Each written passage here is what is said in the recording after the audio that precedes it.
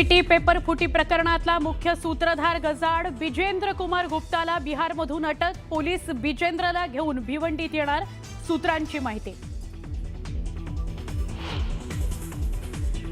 सरकार आणि विद्यार्थी संघटनेमध्ये आज दुपारी पुन्हा बैठक होण्याची शक्यता। विद्यार्थ्यांच्या प्रमुख मागण्यांवर चर्चा होणार। बैठकीमध्ये काय निर्णय होणार याकडे सगळ्यांचं लक्ष।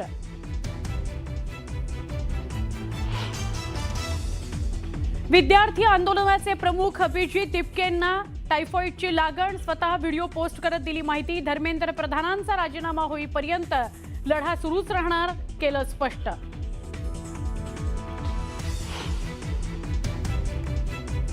दिल्लीतील 18 मेट्रो स्थानक आजही बंद। आंदोलनाच्या पार्श्वभूमीवर निर्णय, सलग 5व्या दिवशी प्रवाशांचे हाल।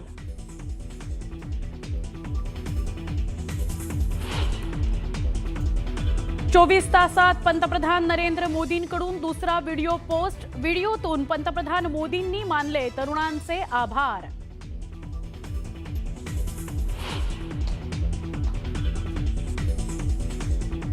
युवा पिढी प्रश्न विचारते, त्यांना तर्कशुद्ध उत्तरं द्यावी लागतात। युवकांसोबत संवाद महत्त्वाचा, सरसंघचालक मोहन भागवत यांचं महत्त्वाचं विधान।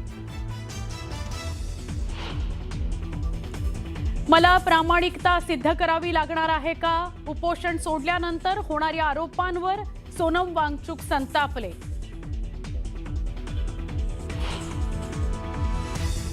शरद पवार यांची आज दुपारी 4 वाजता पत्रकार परिषद। विद्यार्थी आंदोलनाच्या पार्श्वभूमीवर शरद पवार काय भूमिका मांडतात हे बघणं महत्त्वाचं।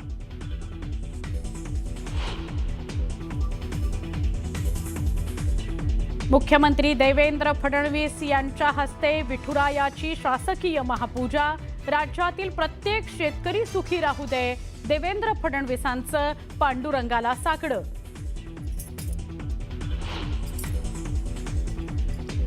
सलग 20 वर्ष वारी करणारे धाराशिवचे माने दाम्पत्य ठरले मानाचे वारकरी, तर विठ्ठल विठ्ठलाच्या जयघोषात दुमदुमली पंढरी।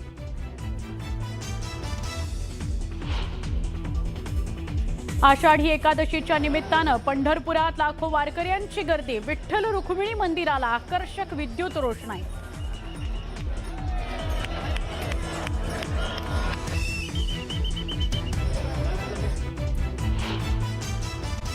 दरम्यान पंतप्रधान नरेंद्र मोदींनी गुरुवारी मध्यरात्री 12 वाजता विद्यार्थ्यांसाठी व्हिडिओ संदेश जारी केला होता। काय म्हणाले होते मोदी, पाहूयात। मैंने आज फास्ट ट्रैक कोर्ट के लिए विभागों को निर्देश दिए थे। आज विभागों ने लगातार मेहनत करके देर रात मुझे मुसद्दा भी दे दिया। फास्ट ट्रैक कोर्ट और कठोर सजा के प्रावधान के साथ का ये मुसद्दा कल कैबिनेट में चर्चा होगी। कैबिनेट के साथियों के सुझाव के बाद उसका अंतिम रूप दिया जाएगा और सोमवार से संसद का दूसरा सप्ताह शुरू हो रहा है। तब जल्द से जल्द उस बिल को सदन में पारित कराने का प्रयास किया जाएगा। पंतप्रधान मोदींनी दिलेलं आश्वासन फोल असल्याचं म्हणत अरविंद केजरीवाल यांनी पंतप्रधान नरेंद्र मोदींवर टीका केली आहे, पाहूयात। 2024 का जो पेपर लीक हुआ उसमें वो पेपर किसी ने लीक नहीं किया। इस तरह से ये करेंगे आप फास्ट ट्रैक कोर्ट बना के? कल 9:30 बजे प्रधानमंत्री जी ने ट्वीट करके भी कहा था कि मैं फास्ट ट्रैक कोर्ट बनाऊंगा, और 1:30 बजे मात्र कुछ घंटों के बाद पीटीआई की खबर आई कि सीबीआई ने मास्टरमाइंड को छोड़ दिया। अगर आपकी सीबीआई आप कोर्ट में सबूत ही पेश नहीं करेंगे तो इन फास्ट ट्रैक कोर्ट्स का क्या अहमियत है? प्रधानमंत्री जी, आप पेपर लीक माफिया को क्यों बचाना चाहते हैं? आप इस तरह के झूठे और खोखले आश्वासन देश को क्यों दे रहे हैं? पूरा देश का युवा पीड़ित है, बच्चों ने आत्महत्या कर ली और आप इस तरह के खोखले वादे कर रहे हैं। पत्राला सुरुवात करूया। आषाढी एकादशीचा सोहळा आज पंढरपुरात साजरा होतोय। अवघे गरजे पंढरपूर, चालला नामाचा गजर अशा जयघोषात पंढरपुरी नगरी दुमदुमलेली आहे. विठ्ठल नामाच्या गजरात आणि लाखो भक्तांच्या उपस्थितीत पंढरपूरच्या विठ्ठल रुक्मिणी मंदिरात आषाढी एकादशीची शासकीय महापूजा राज्याचे मुख्यमंत्री देवेंद्र फडणवीस आणि त्यांच्या पत्नी अमृता फडणवीस यांच्या हस्ते संपन्न झाली. यावर्षी मानाचे वारकरी म्हणून बाबासाहेब माधव माने आणि प्रभावती बाबासाहेब माने यांना महापूजेचा मान मिळाला. आषाढी एकादशी निमित्त आज मध्यरात्री 3:05 सुमारास पारंपरिक पूजा संपन्न झाली. या पूजेदरम्यान विठ्ठलाच्या मूर्तीला दुग्धाभिषेक करण्यात आला. त्यानंतर मुख्यमंत्र्यांनी आणलेला खास पोशाख विठ्ठलाला परिधान करण्यात आला आणि यानंतर विठ्ठलाची आणि रुक्मिणी मातेची आरती देखील मुख्यमंत्र्यांच्या हस्ते करण्यात आली. विशेष म्हणजे मुख्यमंत्र्यांची पूजा सुरू असतानाही सर्वसामान्य भाविकांसाठी मुखदर्शनाची रांग सुरू होती. त्यासोबतच VIP दर्शन पूर्णपणे बंद करण्यात आलं. यामुळे भाविकांना मोठा दिलासा मिळाला. आपल्या महाराष्ट्राचे आराध्य दैवत असलेले पांडुरंग हे सर्वसामान्याचं दैवत आहे. महाराष्ट्रातला सामान्य माणूस विठ्ठलामध्ये आस्था ठेवतो, त्यांच्याकडनं प्रेरणा घेतो आणि किती कष्ट आले तरी त्या कष्टांचा सामना करतो आणि म्हणूनच इथे आलं की एक वेगळी ऊर्जा आणि प्रेरणा ही प्राप्त होत असते. ही आषाढीची पूजा आहे ही खरीपाच्या हंगामात होत असते आणि खरीपाचा हंगाम चांगला झाला तर राज्यात शेतकरीही सुखी होतात आणि राज्यही सुखी होतं. आणि म्हणून मी सातत्याने हीच मागणी पांडुरंगांना करतो की राज्यामध्ये चांगला पाऊस व्हावा आणि शेतकऱ्यांना दिलासा मिळावा, शेती चांगली पिकावी आणि शेतकऱ्यांच्या जीवनामध्ये त्या ठिकाणी आनंद यावा अशी मागणी असते.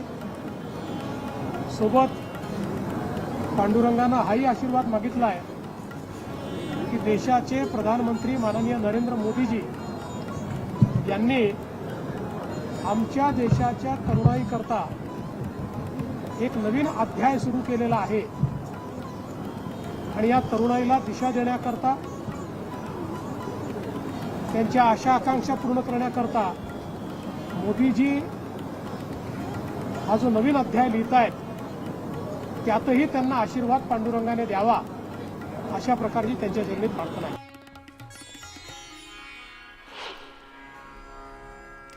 पंढरपूर कॉरिडॉरचं काम येत्या 2 ते 2.5 वर्षात पूर्ण होईल असा विश्वास मुख्यमंत्री देवेंद्र फडणवीस यांनी व्यक्त केलेला आहे. पंढरपुरात श्री विठ्ठल रुक्मिणीच्या दर्शनासाठी दरवर्षी वाढणारी भक्तांची गर्दी पाहता त्यांना उत्तम सोयी उपलब्ध करून देण्यासाठी मंदिर परिसर विकासाचं काम पंढरपूर कॉरिडॉरच्या माध्यमातून करण्यात येणार आहे. कुणावरही अन्याय न करता सर्वांचं योग्य पुनर्वसन करून हे काम येत्या 2.5 वर्षात पूर्ण करण्यात येईल अशी ग्वाही मुख्यमंत्री देवेंद्र फडणवीस यांनी दिली आहे. कॉरिडॉर झाल्यावर जे विस्थापित आहेत ते देखील विस्थापित किंवा प्रस्थापित होतील आणि नगरीचा विकास होईल असंही मुख्यमंत्री म्हटले. यावर्षीच काम सुरू झालं पाहिजे आणि काम सुरू झाल्यानंतर 2 ते 2.5 वर्ष त्याला लागतील. पूर्ण काम व्हायला 3.5-4 वर्ष लागतील. पण महत्त्वाचं जे काम आहे ते 2 ते 2.5 वर्षात आपण पूर्ण करू. आता पुढच्या काळामध्ये जवळपास सगळ्यांची आमची चर्चा झाली आहे. 80-90% लोक जे आहेत त्यांच्या शंका दूर झाल्या आहेत. 10-20% लोक आहेत त्यांना अजूनही शंका आहेत, त्याही आम्ही दूर करू. आपल्याला सगळ्यांना सोबत घेऊनच हे करायचं आहे. एक गोष्ट मी सांगतो की कॉरिडॉर झाल्यानंतर जे विस्थापित झाले तेही प्रस्थापित होतील आणि खूप मोठ्या प्रमाणात या नगरीचं चित्र बदलेल. इथे राहणाऱ्या प्रत्येक व्यक्तीला या कॉरिडॉरमुळे पांडुरंगाचा विशेष आशीर्वाद प्राप्त होईल. इतर बातम्यांकडे वळूयात. मुख्यमंत्री देवेंद्र फडणवीसांनी पुन्हा एकदा विरोधकांसह उद्धव ठाकरेंवर जोरदार टीका केलेली आहे. दिल्लीतील विद्यार्थी आंदोलनाच्या मुद्द्यावरून फडणवीसांनी विरोधकांवर हल्लाबोल केलाय. राजकारणात पुन्हा आपली जागा कशी निर्माण करता येईल यासाठी हा प्रयत्न अधिक दिसतोय असा टोलाही त्यांनी लगावलाय. दरम्यान आंदोलनाच्या पाठीवर राजकीय पोळी भाजण्याचं काम काही जणांकडून सुरू आहे असाही टोला मुख्यमंत्र्यांनी यावेळी विरोधकांना लगावला. तसंच सगळ्यांना लोकशाहीत आपलं मत मांडण्याचा अधिकार आहे असंही मुख्यमंत्री म्हटले.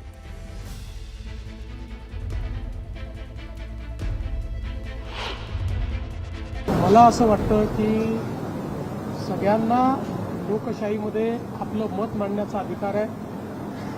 पण हा जो काही मोर्चा होतोय या मोर्चाला विद्यार्थ्यांशी काही घेणं देणं आहे याची शक्यता कमी आहे. राजकारणामध्ये आपली जागा पुन्हा कशी निर्मित करता येईल याकरता हा प्रयत्न अधिक दिसतोय.